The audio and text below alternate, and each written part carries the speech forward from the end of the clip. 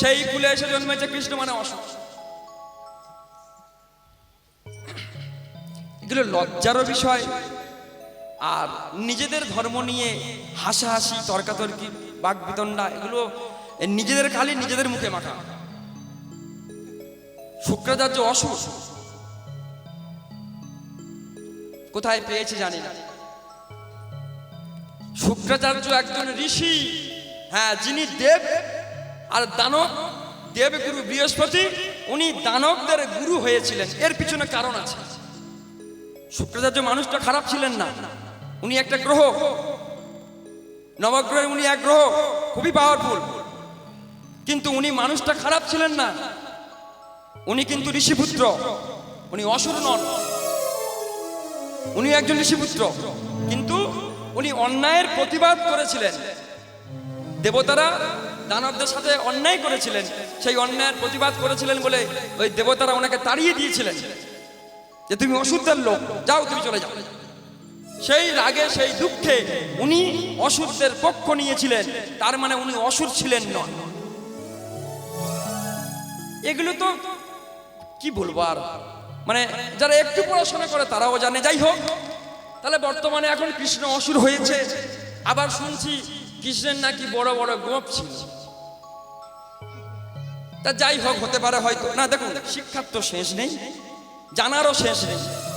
হতে পারে হয়তো গোপ ছিল, আবার দুদিন পরে হয়তো শুনবো গোপে কটা লোম ছিল, এরও সংখ্যা লেখা আছে। হতে পারে, জানার শেষ নেই। আমাদের জানতে কোনো অসুবিধা নেই, আমরা জানবো, শিখব। কারণ আমি হচ্ছে বা আমরা সবাই ছাত্র। আমরা যদি কোনো গুরুজনকে পাই, তার কাছে শিখতে আমাদের কোনো লজ্জার কিছু নেই। তাই চলুন আরো দেখা যাক নতুন নতুন কি কি শেখা আমাদের হয়। বেশ, তাহলে যদি কারোর মনে হয় কৃষ্ণ অসুর, সেই অসুরের কথা শুনুন। আর যদি কারোর মনে হয় না কৃষ্ণ আমার ভগবান, চলুন সেই ভগবানের কথা একটু শুনি। তাহলে আমাদের শাস্ত্রটাকে এরা কি করলো, কাব্যগ্রন্থ বানিয়ে দিল। দেখুন, গোড়া থেকে কাটছে, কি পলিটিক্স, কোথা থেকে আমাদের ধর্মটাকে শেষ করছে এরা। কেন কাব্যগ্রন্থ হবে? ফাই এন্ড হিউয়েনসান যেটা লিখে গেল, সেটা যদি ইতিহাস হতে পারে, আর আজ থেকে হাজার হাজার বছর আগে বেদব্যাস কিংবা আমাদের বাল্মীকি যেগুলো লিখে গেল, এগুলো কাব্যগ্রন্থ হলো? এ ঘটনা নেই। তাহলে কাব্যগ্রন্থ মানে কি? কল্পনা প্রসূত, যেগুলো বানিয়ে বানিয়ে গল্প লেখা হয়, যেগুলো সিনেমা তৈরি হয়। তাহলে রামায়ণ কি সিনেমা ছিল? কল্পনা ছিল?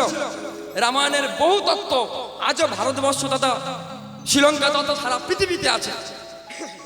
আর একটা তথ্য দেব, ইয়াং জেনারেশন যারা এখানে খুবই সংখ্যায় কম থাকে, কীর্তনবাসীরা যারা শুনছো আমার কথাগুলো মাইক্রোফোনে কিংবা এই লাইভ চলছে, যারা অদমের কথাগুলো শুনছেন, প্রত্যেককে বলবো গুগল সার্চ করে, ইয়াং ভাই বোনেরা, দাদারা, দিদিরা তো অনেক কিছু আমরা দেখি, একটা তথ্য দিয়ে যাই, একটু দেখবেন, গর্বে বুকটা ভরে উঠবে। আমরা মনে করি সব জেনে ফেলেছি। ভারতবর্ষের বুকে 3টে 4টে 5টা রামায়ণের হদিশ আমরা পেয়েছি। যে দেশে রাম ভগবান, রাবণ শত্রু, সেই শত্রু দেশ শ্রীলঙ্কা। এই শ্রীলঙ্কার গভর্নমেন্ট দিনটা কত আগে দেউলিয়া হয়ে গেল, তবুও পর্যন্ত শ্রীলঙ্কার গভর্নমেন্ট বছরে কয়েক হাজার কোটি টাকা খরচ করে একটা সংস্থার পিছনে। সেই সংস্থাটার নাম ইন্টারন্যাশনাল রামায়ণ রিসার্চ সেন্টার। একটু গুগল সার্চ করে একটু দেখে নেবেন, ইন্টারন্যাশনাল রামায়ণ রিসার্চ সেন্টার। এদের কাজটা কি? আমরা যে দেশের মানুষ, সে দেশে রামকে ভগবান বলতে ভয় পাই, আর রাম শত্রু যাদের, তারা রামায়ণ নিয়ে রিসার্চ করছে যে রামায়ণে আর কি কি পাওয়া যেতে পারে। অল ওভার ওয়ার্ল্ড, সারা বিশ্ব থেকে 126খানা রামায়ণ তারা জোগাড় করেছে। আর আমরা ভারতবর্ষের মানুষ 3টে 4টে 5টা রামায়ণ পড়ে বলি আমরা সব জানি। 126খানা অল ওভার ওয়ার্ল্ড, সারা পৃথিবী থেকে প্রত্নতাত্ত্বিকবিদ তারা রামায়ণ সঞ্চয় করেছে, করে তাদের গ্রন্থাগারে রেখে দিয়েছে। তাদের দেশে এখনো রাবণ পূজা হয়, আজও রাম পূজা হয়, শূর্পণখা, বিভীষণ পূজা হয়। কিন্তু ভারতবর্ষের মানুষ আমরা অদম হিন্দু, ভগবান ভগবান বলে তো লাফালাফি করছি। কি করেছি তার? এখন তো তাকে ভগবান বলেই মানতে চাইছি। এই যে পাথর জলে ভাসে, এই যে রাম সেতু, লজ্জার বিষয় আমরা হিন্দু ধর্মের মানুষরাই মানতে চাইতাম না, ওসব বাজে গল্প। কিন্তু আজকের নাকে ঝামা ঘষে দিল কে? নাসার বিজ্ঞানীরা। স্যাটেলাইট বসিয়ে তারা পেল কি যে না, হ্যাঁ পাওয়া গেছে। এবং শুধু তাই নয়, আর্কিওলজিস্ট যারা প্রথমে এই বিভিন্ন ধরনের মানুষ যারা আমাদের ধর্মটাকে ছোট করতে চায়, সেটা স্বধর্মের হোক আর অন্য ধর্মেরই হোক, তারা আন্দোলন করেছিল এটা তৈরি করা নয়, প্রাকৃতিকভাবে তৈরি হওয়া। কিন্তু আর্কিওলজিস্ট যারা, তারা পাথর টেস্ট করে তারা বলে দিল না, এটা কোনো জীবাশ্ম নয়, নিজে নিজে তৈরি হওয়া পাথর নয়, এই পাথর অন্য কোথাও থেকে এনে এখানে ফেলা হয়েছে। গর্বে বুকটা ভরে যাওয়ার কথা। সেই রামায়ণ কাল্পনিক গ্রন্থ হয়ে গেল। কি করে হলো? অযোধ্যা আজও আছে, কিষ্কিন্ধা আজও আছে, তাহলে বাস্তব রূপ যার আছে সেটা কাল্পনিক গ্রন্থ কেমন করে হতে পারে? কিন্তু আমরা হিন্দুরাই বলছি হ্যাঁ রামায়ণ মহাভারত কল্পনা প্রসূত কাল্পনিক গ্রন্থ। কেন না কাব্য গ্রন্থ। আহা, মাথা উঁচু হয়ে গেল। পড়বো না, ইতিহাস পড়বো। সময় এখনো আছে। ধর্মগ্রন্থ মনে করে যদি নাই বা পড়েন, অন্তত ইতিহাস মনে করে 2-4 পৃষ্ঠা একটু পড়ুন, অনেক কিছু জানার আছে। সেই শাস্ত্র ধর্মের গ্রন্থে কি বলা হলো? না, আমাদের তো অনেক কিছু আছে, আমরা হরিনাম শুনবো না, বলবো না, করবো না। আচ্ছা, এই গ্রামে কি কেউ রয়েছেন আমার ধৃতরাষ্ট্রের থেকে বড় লোক বা জমিদার বা রাজা? মায়েরা ধৃতরাষ্ট্রের নাম শুনেছেন তো? কে বলেন তো?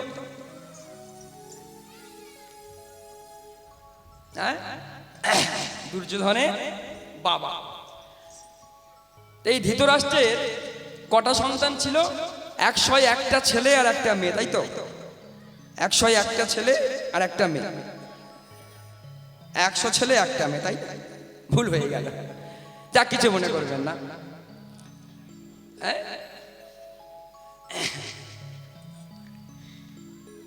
পয়সা নিয়ে আসি না, চলুন। এই জন্য তো বলছি পড়ুন, পড়ুন, অনেক কিছু জানার আছে। ধৃতরাষ্ট্রের 100 ছেলে ছিল না, ছিল 101টা ছেলে আর একটা মেয়ে, মোট 101 জন। 100 ছেলে যারা, দুর্যোধন দুঃশাসন এরা যারা 100 ভাই, এরা হচ্ছে ঘোলা জল। কেন ঘোলা জল? এরা কেউ পিতার ঔরস জাত নয়। মুনি দুর্বাসার আশীর্বাদ আবার চুরি করা। আশীর্বাদ দিয়েছিল কাকে? কুন্তিকে। ইনি চুরি করে নিল। পিতার ঔরস জাত কি? আশীর্বাদে মা আমার গর্ভবতী। এই গর্ভবতী যখন হলো, দিন দিন 10 মাস 10 দিন পর একটা মাংস পিণ্ড প্রসব করেছিলেন মা। আর মা গান্ধারী যখন দেখলো যে এতদিন পরে একটা মাংস পিণ্ড, আমি রানী আর আমার গর্ভে মাংস পিণ্ড, তবে মুনি আশীর্বাদ দিল আমার নাকি সদাপুত্র হবে। কই, এতে একটা মাংস পিণ্ড, ছি ছি, লোকে কি বলবে? এই ঘৃণায়, রাগে, লজ্জায় ওই ক্রোধে পা দিয়ে দিয়ে সেই মাংস পিণ্ডকে খণ্ড খণ্ড করে জানতে বলল মুনি দুর্বাসা। ছি ছি গান্ধারী, ছি ছি, এ তুমি কি করছো? ছি, একে তো বর চুরি করে নিয়েছো, তারপরেও মা হয়ে 10 মাস 10 দিন গর্ভে ধারণ করে তুমি ইয়ে হবে? ছি, তুমি মা হওয়ার যোগ্য নও গান্ধারী। ছি ছি, গর্ভে ধারণ করে সন্তান যেমনই হোক, কুসন্তান হয়, পিতামাতা কখনো হয় না। ঠিক আছে। গান্ধারী বললেন, গুরুদেব আমি রাগের বশে ভুল করে ফেলেছি, এর কোনো উপায় নেই। গান্ধারী তুমি সন্তান চাও? হ্যাঁ আমি চাই। বেশ, 100 হাঁড়ি নিয়ে আসতে বলো, ছোট ছোট কলসি, আর ওই মাংস পিণ্ডগুলো নিয়ে একটা একটা করে কলসিতে দিয়ে দাও, আর ঘি দিয়ে মুখটা বন্ধ করে দাও। ওই কলসি আনা 100 আনতে বলেছিল, আনার ভুলে হয়েছিল 101টা। ওই 101টা হওয়ার ফলে যেহেতু আশীর্বাদ ছিল 100 সন্তান হবে, পুত্র সন্তান, 100টা পুত্র সন্তান হলো, এক্সট্রা যে কলসি যে মাংসপিণ্ড পড়লো একটা কন্যা সন্তান, নাম তার দুঃশলা। এগুলো কিন্তু ঘোলা জল, কিন্তু পিতার ঔরসজাত যে অরিজিনাল কৌরব যে তার নাম মহাভারতে দেওয়া আছে, কিন্তু পিতার পরিচয় দিল না। কেন দিল না? এই রাজনীতি। এই রাজনীতি আজকের জিনিস নয়, যুগ যুগ চলে আসছে। তখনকার দিনে একটা সিস্টেম এখনো আছে, দেখবেন মায়েরা, ও ঠাকুমা আপনার যখন বিয়ে হয়েছে আপনার সাথে আপনার বোন বা আর কেউ এসছিল? মনে পড়ে না?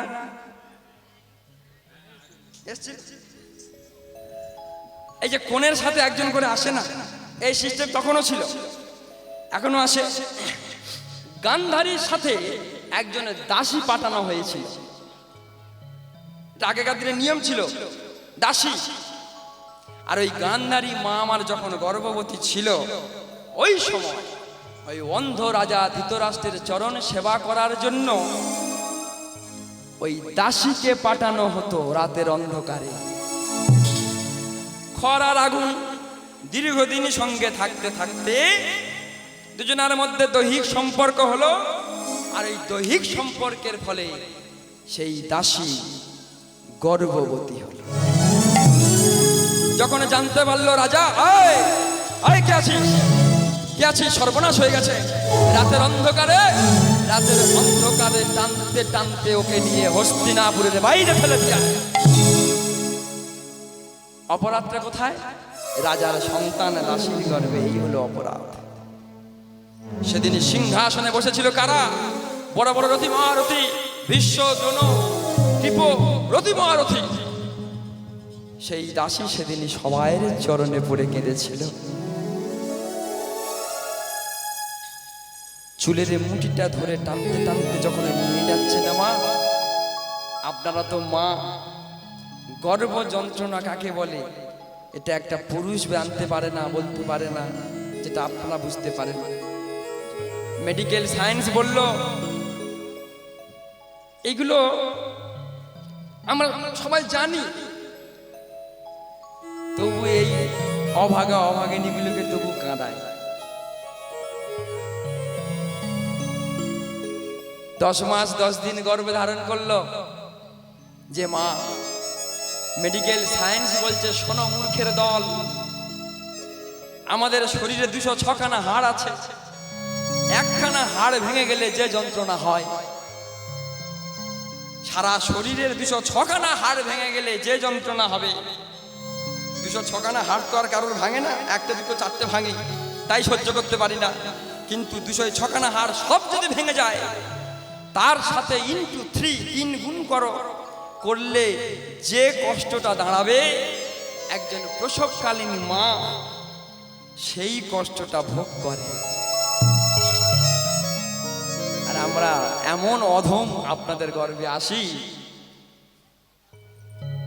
এই অভাগা অভাগিনীগুলোকে কাঁদাতে আমরা পিছু পা হই না। বলে মা সেদিনও কেঁদেছিল, যেদিন আমি ছোট ছিলাম খাইনি, দুধের বাটি নিয়ে ভাতের থালা নিয়ে পিছনে পিছনে ছুটতো, খোকা খা, খোকা খা, খোকা খা। আর আমি যদি দুদিন না খেয়ে থাকতাম, ওই মা আমার পাড়ার লোকের কাছে, পাড়ার অন্য মেয়েদের কাছে গিয়ে গল্প করে, হ্যাঁ দিদি আমার ছেলেটার মনে হয় অসুখ করেছে, ভূতে ধরেছে রে, আমার ছেলেটার দুদিন খাচ্ছে না, আমি কি করি বলতো? পাগলি নিয়ে আমার কেঁদে বেড়াতো, আমার ছেলেটার কি হলো, আমার ছেলেটার কি হলো। বলে মা সেদিন কেঁদেছিল আমি খাইনি বলে, সেই মারা আজও কাঁদে। আমি সেই অধম খেতে দিইনি বলে। হা,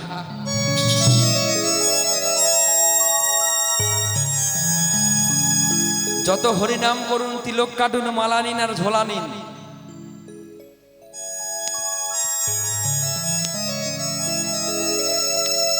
ভস্যে ঘি ঢালা, রক্তে মাংসের দুটো ভগবান আমাদের সামনেই বসা। কেন? ভগবানের তিনটে গুণ, শততম রজ, এই তিনটে গুণকেই আমরা তিনটে দেবতাদের পৃথক পৃথক ভাগ করে দিয়েছি। ব্রহ্মা বিষ্ণু মহেশ, তিনে এক, একে তিন, তিনজনকে মানি। আর তিনজনের গুণ সম্পন্ন এই যে অভাগা অভাগিনী যাদের জন্য আমি জগতে এলাম, তাদেরকে কাঁদাই। পিতা সৃষ্টি করলো কি আপনাদের জন্যই তো আমরা এসেছি। ছোটবেলায় কত দুষ্টুমি করেছি, কত অন্যায়, কত অপরাধ করেছি, আপনারা সব কিছু মেনে নিয়েও নিজেরা না খেয়ে আমাদের মতো অধমের বদনে অন্ন তুলে দিয়ে বড় করে তুলেছেন, পালন করেছেন। বিষ্ণু সম সৃষ্টি করলেন, ব্রহ্মা সম লালন পালন করলেন, বিষ্ণু সম। শাস্ত্র বললেন শোনো, আর এই পিতা মাতাকে যদি তোমার কারণে কাঁদতে হয়, তুমি যত বড় সাধু, যত বড় মহান্ত হও না কেন, ধ্বংসের হাত থেকে স্বয়ং ভগবানও তোমাকে বাঁচাতে পারবে না। তাই গৌর হরি বল, হরি বল। তাই খুব সাবধান, ধর্মকর্ম করুন, সবই করুন। আরে তাকে পাওয়া তো অনেক কঠিন গো। আগে এই একটুতে যারা সন্তুষ্ট হয়, আলু ভাতে ভাত দিলেও যারা খেয়ে হাসে, আমার সন্তান আমাদের ভাত দেয়, কিন্তু আলু ভাতে ভাত খাচ্ছে। শালাশালি শ্বশুর শাশুড়ি এলে মাংস খায়, ভালো কিছু হয়, পিতামাতার বেলা আলু সিদ্ধ, তাও দেখবেন বাইরে গিয়ে গল্প করবে, বুক চাপড়ে বলবে আমার ছেলেরা আমাকে ভাত দেয়, মানে কি অল্প সন্তুষ্ট। তাদেরকে আমরা দিই না। এই সেই মা সেদিন কেঁদে বলেছিল, ওগো হস্তিনাপুর, আমি শুনেছি এই হস্তিনাপুরের মাটিতে নাকি কোনো অন্যায় অপরাধ হয় না, তোমরা এত বড় বড় রথী মহারথী থাকবে, আমার মতো একজন অভাগিনীকে এভাবে অপমান করা হচ্ছে, তোমরা কেউ প্রতিবাদ করবে না? একজন গর্ভ যন্ত্রণায় ছটফট করা মাকে চুলের মুঠি ধরে এইভাবে টানতে টানতে নিয়ে যাচ্ছে, তোমরা কেউ প্রতিবাদ করবে না? কেউ তো এসে আমাকে বাঁচাও, আমার অপরাধটা কোথায়? হস্তিনাপুর, তোমরা তো শুনেছি বড় বড় রথী মহারথী, আমার অপরাধটা কোথায় বলো? সেদিনে কেউ তাকে সাহায্য করেনি। কেহ নাই যার, তুমি আছো তার, গোবিন্দ চরণে পড়েছে। এই ভুলটা আমরা করি। আমরা যখন বিপদে পড়ি, সবার আগে আমরা তাকে ডাকি না, আগে আমরা চেষ্টা করি, যখন আর পারি না তখন তার চরণ আশ্রয় করি। যখন কেউ সাহায্য করলো না, এইবারে সেই দাসী আমার কৃষ্ণ চরণে স্মরণে করছে। মাধব হে দয়াময়,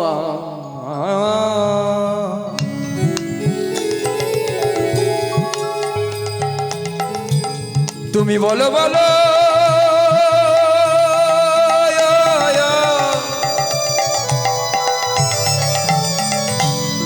ওগো কৃপাময়,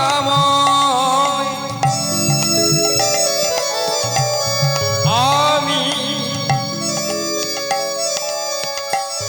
কোন অপরাধের অপরাধী প্রভু গো, আমি তো মনে থেকে ভালোবেসেছিলাম,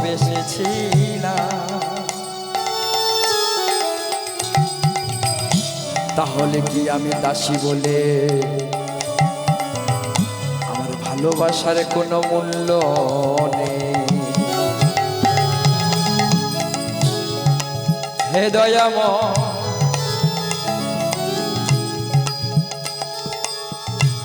শুনেছি যার কেহ নেই তুমি আছো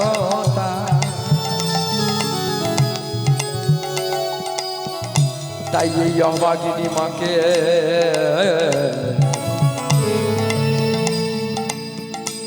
এই বিপদের থেকে উদ্ধার করে না। ওগো প্রভু গো, জানি না কোন জনমে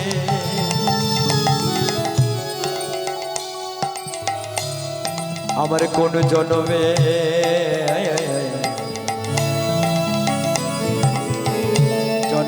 পাপের ফলে এমন সাজা দিলে।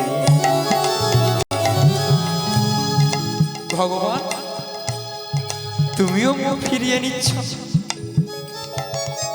বেশ। ওগো হস্তিনাপুর, এই তোমার মাটি স্পর্শ করে আমি কথা দিয়ে গেলাম, আজকের যেমন করে তোমরা আমার থেকে মুখ ফিরিয়ে নিলে, এই হস্তিনাপুরের মাটি স্পর্শ করে কথা দিয়ে গেলাম, ওই গান্ধারীর শতপুত্রের মৃত্যুর কারণ আমার গর্ভে থাকা এই সন্তানই হবে। নিতাই গৌর হরিবল হরিবল। আমি আনবো এই সন্তানকে, পৃথিবীর আলো আমি দেখাবো, ওকে এমন ভাবে তৈরি করব এই শতপুত্রের ধ্বংসের কারণ যেন ও হয়। শুভক্ষণে শুভ দিনে ওই মায়ের কোল জুড়ে একজন সন্তান এলো। মহাভারতে যার নাম দেয়া হলো, শুধু তা নয়, উনি পাণ্ডব পক্ষে হয়ে যুদ্ধ করেছিলেন। ধৃতরাষ্ট্রের কিন্তু ঔরজাত সন্তান, উনি কিন্তু যুদ্ধের সময় পাণ্ডবদের পক্ষে ছিলেন। মায়ের নাম হলো, মানে ওই দাসীর নাম সৌবলিকা, আর যে সন্তান জন্ম নিল সন্তানের নাম হলো যুযু। এই সেই ধৃতরাষ্ট্র। তাহলে মহাভারতের ধৃতরাষ্ট্র মায়েরা, ধৃতরাষ্ট্র দেখতে পেত না দেখতে পেত না? মহাভারত উল্টে, মায়েরা বলুন, দেখতে পেত না দেখতে পেত না? ধৃতরাষ্ট্র দেখতে পেত, পেত না? বলে যা আছে বিশ্ব ব্রহ্মাণ্ডে তা আছে নিজ ভাণ্ডে। এই রামায়ণ মহাভারত চরিত্রগত ভাবে যদি খুঁজে দেখা যায়, এই 3.5 দেহের মধ্যে আমাদের মধ্যে সেই সব চরিত্রগুলো আছে। তাহলে আমাদের এই 3.5 দেহের মধ্যে ধৃতরাষ্ট্রকে কে? ধৃতরাষ্ট্র। এই নামগুলোর মধ্যে লুকানো আছে তত্ত্বগুলো। কাকে বলবো ধৃতরাষ্ট্র? বলছে যিনি রাষ্ট্রকে ধারণ করেন তিনি ধৃতরাষ্ট্র। যিনি রাষ্ট্রকে ধারণ করেন তিনি ধৃতরাষ্ট্র। বেশ, তাহলে হস্তিনাপুর নামে যে রাষ্ট্র ছিল, সেই রাষ্ট্র যিনি ধারণ করেছিলেন তার নাম ধৃতরাষ্ট্র। এই 3.5 দেহ রাষ্ট্রটা কে ধারণ করে আছে? আমাদের শরীরে কে ধৃতরাষ্ট্র? এই 3.5 দেহটা কে ধারণ করেছে? সায়েন্স বলল 60 ফোঁটা রক্ত ভিয়ান করলে 1 ফোঁটা বিন্দু বা শক্তি, যে শক্তি পিতার মস্তক থেকে অনুভূতির সাথে মিশে নামতে নামতে জননী জঠরে যায়, ওই জননী জঠরে গিয়ে আমার আপনাদের মতো একটা 3.5 দেহ ধারণ করে। তাহলে কে ধারণ করলো? ওই 1 বিন্দু শক্তি। আমাদের শরীরে এই 1 বিন্দু শক্তি বা শুক্রাণুই হলো ধৃতরাষ্ট্র।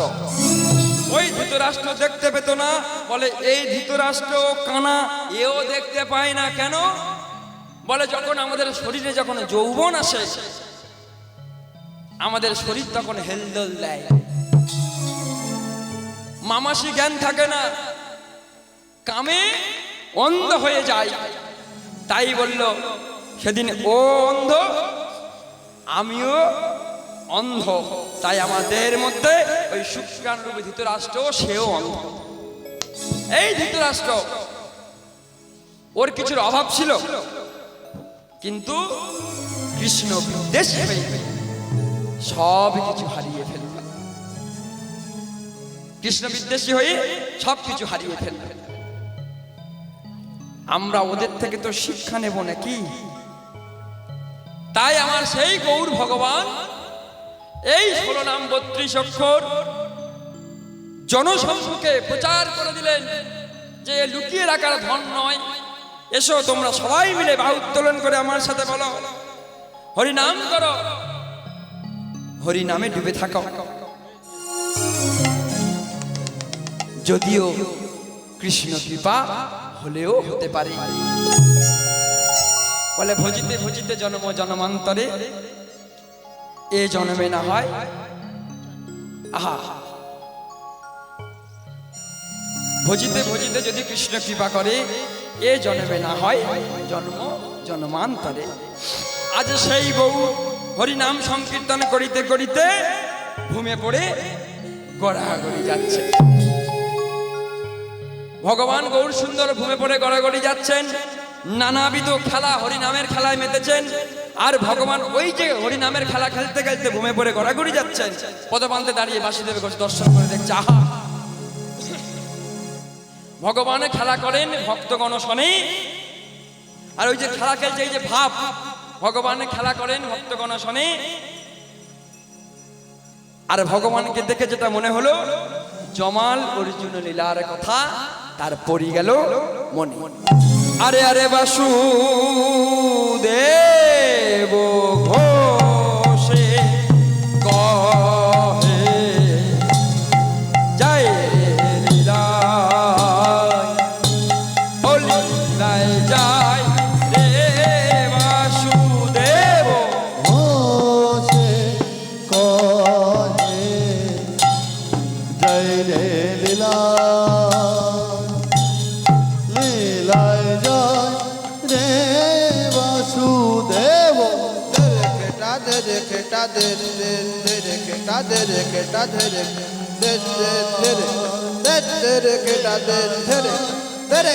খেটা খেটা খেটা গিনি খেটা খেটা গিনি দা ছা খেটা খেটা খেটা গিনি খেটা তা খেটা গিনি দা ছা খেটা খেটা খেটা গিনি খেটা তা খেটা গো ও খেটা দে রে খেটা দা ধই তা গে না তা খেটা দে রে খেটা তা ধই তা খেটা খেটা তিনি খেটা তিনি তেরে খেটা খেটা তিনি দাদা দিনে তা খেটা তেরে খেটা তেরে তেরে খেটা দাদা দিনে তা খেটা তেরে খেটা তা খিতে রে চিন্তা খিতে রে খেটা ঘেরে গে না গিয়ে দেনাও তিনে তা খেটা দাধাই তেরে খিটাই তেরে খেটা দেনাও তিনে তা খেটা দাধাই তেরে খিটাই যা তেরে খিটাই তেরে খেটা জাজি তেরে খেটা যা জাজি তেরে খেটা যা জাজি গো তেরে তা দাধাই তেরে খিটাই तेरे ता थे तेरे खिंचाई देगा झां तेरे खिंचाई जाजी तेरे गड़ा झां जाजी तेरे गड़ा झां जाजी तेरे गड़ा घोषे कहे जय रे লীলায় জয় রে বাসুদেব। ঘোষে কহে জয় রে লীলায় জয় রে বাসুদেব। ধো খেটা নাগ ধেনে ধেই না তা খেটা নাগ ধেনে ধেই না ধো খেটা নাগ ধেনে ধেই না তা খেটা নাগ ধেনে ধেই না ধো খেটা তিকিটা কোতে রে তা খেটা তিকিটা কোতে তা ঝা তেরে খেটা তাকি তেরে ঝনের গেটে ঝন্ডা দাগিদের গেটে ঝন্ডা দাগিদের গেটে ঝা দাগিদের গেটে ঝা দাগি তাক তাক তে খেটা তাগে নে তাক রপ রপ তে ধি ধি ধি ধি তে থো তো দেই দাগি নাগ ঝা দাগ বাসুদেব ঘোষে কহে জয় রে লীলায় জয় রে বাসুদেব ঘোষে কহে জয় রে লীলায় জয় রে বাসুদেব ঘোষে কহে জয় রে লীলায় জয় রে বাসুদেব ঘোষে কহে জয় রে লীলায় জয় রে বাসুদেব ঘোষে কহে জয় রে লীলায় জয় রে বাসুদেব ঘোষে কহে জয় রে লীলায় ও লীলায় জয় রে আরে আরে বাসুদেব ঘোষে।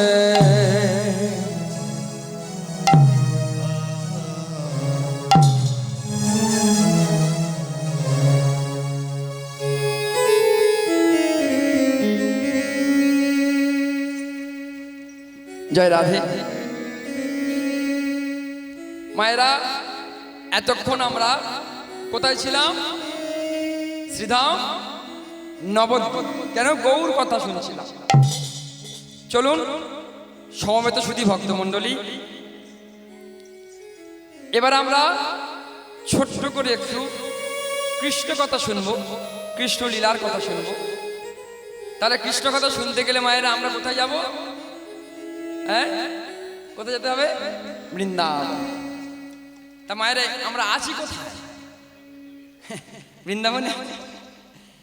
শাস্ত্রে বললেন যে 5 বৃন্দাবন ধাম কি, বৃন্দাবন ধাম কি, হরিবাসর কি, হরিবাসর কি, হরিবাসর কি, আপন আপন গুরু মহারাজ কি, আপন আপন গুরু মহারাজ কি, আপন আপন গুরু মহারাজ কি, কৃষ্ণ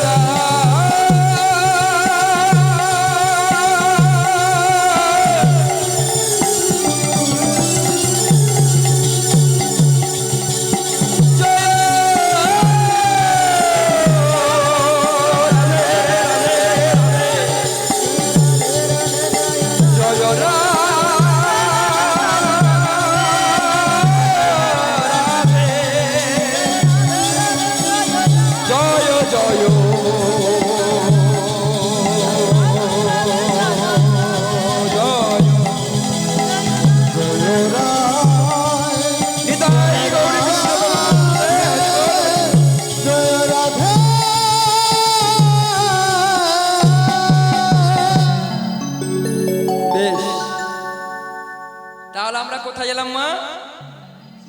হ্যাঁ চরণ নাকি বৃন্দাবন। বেশ, আচ্ছা এই বৃন্দাবনে প্রথমে যেটা দেখবো লীলা প্রারম্ভে যেটা আমরা দেখবো সেটা হচ্ছে বৃন্দাবনের পরিবেশটা ওই সময় কেমন। সময়টা হচ্ছে মা ব্রহ্ম মুহূর্ত, ইন্ডিয়ান স্ট্যান্ডার্ড টাইম অনুযায়ী সূর্য উদয়ের ঠিক সন্ধিক্ষণ। এই সময় আগেকার দিনের মায়েরা আবার কি হলো, আচ্ছা বৃন্দাবনে গেলে বুঝি এমন করে, যাদের জল তেষ্টা পেয়েছে দাদা ভাই যাচ্ছেন, আপনারা এক এক করে আস্তে আস্তে করে নিলে তো হয়।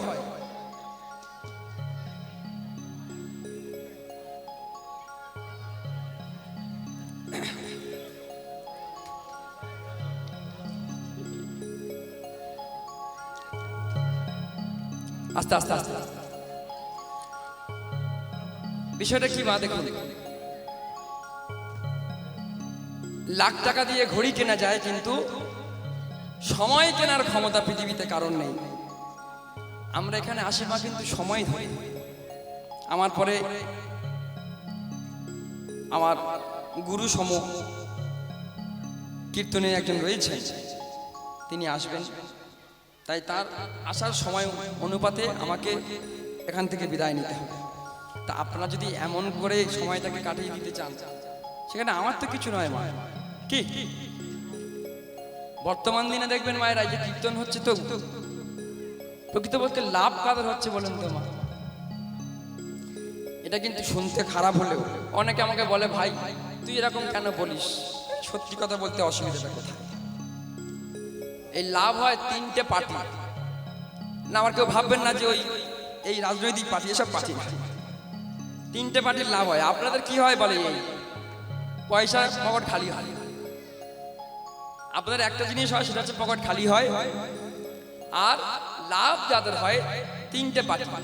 প্রথম পার্টিকে যে দাদা ভাই এই প্যান্ডেল করেছে, প্রোগ্রামের 1 সপ্তাহ আগে থেকে এসে লেবার নিয়ে এসে এই বাঁশকুচি দিয়ে প্যান্ডেল বানিয়েছে, তোমরা এসে বসো আর না বসো, সে কি টাকা কম নেবে? প্রোগ্রাম হয়ে যাবে, বাঁশকুটি খুলবে, দাও দাদা টাকা। প্রথম পার্টি। দ্বিতীয় পার্টিকে আমার এই দাদা মাইক নিয়ে, তোমরা শোনো আর না শোনো, টাকা কম নেবে? কম নেবে না। আমাদের থেকে আগে এসে আবার ওনার লোকজন নিয়ে সাউন্ড সিস্টেমগুলো সাজাবে। দ্বিতীয় পার্টি। তৃতীয় পার্টি এবং সব থেকে শিয়ানা পার্টি, এরা কারা? এই পার্টি। প্রোগ্রাম কটায়? দাদা আপনার বাসর 4টে, এবার আমি 4:30 ঢুকছি। আবার যদি একটু চা বিস্কুট যদি কম পড়েছে, সে গল্প এখানে এসেও বল খেতে দেয় না, জম্মের খেয়ে আমি শেষ গেল। তো এই হচ্ছে থার্ড পার্টি, সব থেকে টাকা বেশি আর শ্রম কম। চরণ ধরে বলি মা, শুধু এই তিনটে পার্টি আমরা লাভ করে চলে যাব, একটু কিছু অন্তত তোরা নেই।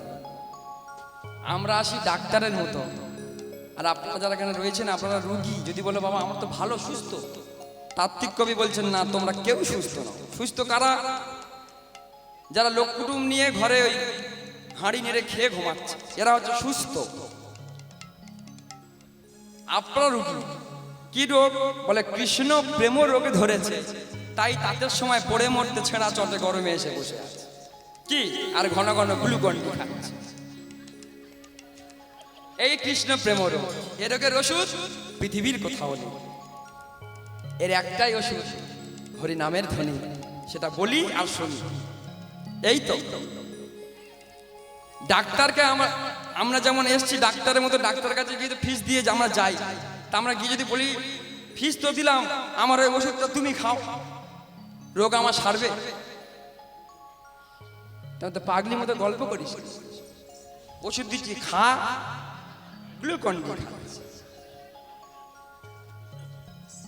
এখন গ্লুকন ডি খাচ্ছ, আস্তে সেই দিনে গ্লুকন ডি দেবে তো? ও মায়েরা, সেই দিন গো দেবে তো?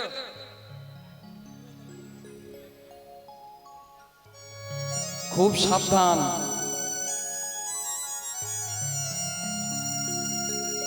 সেই দিনের কথা চিন্তা করে আজকের দিনটা ব্যয় করুন, যাতে করে সেদিন যেন একটু গ্লুকন ডি পাই।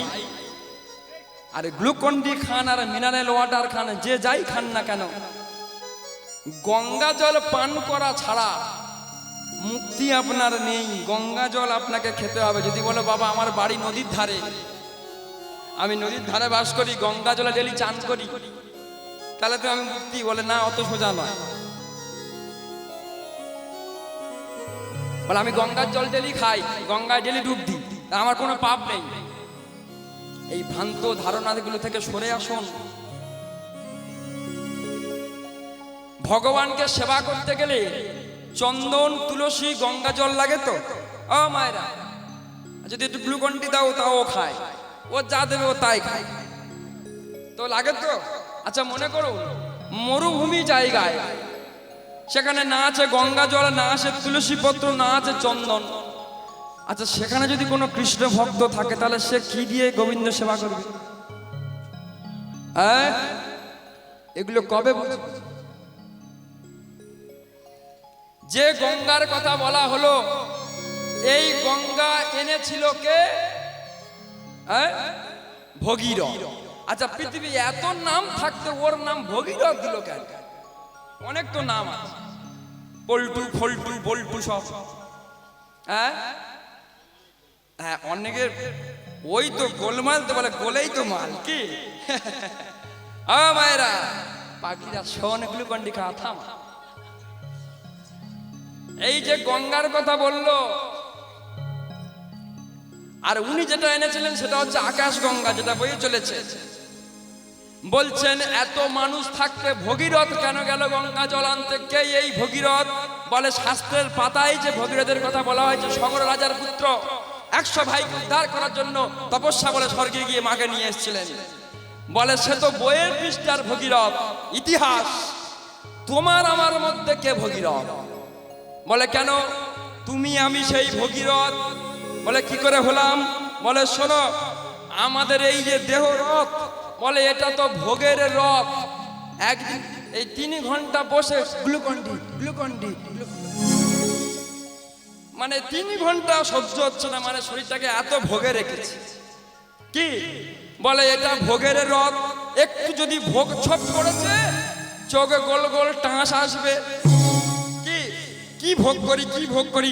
বলে এই হলো সেই ভোগের রথ, আমি আপনি ভগীরথ। সেদিনে উনি এনেছিলেন আকাশ গঙ্গা।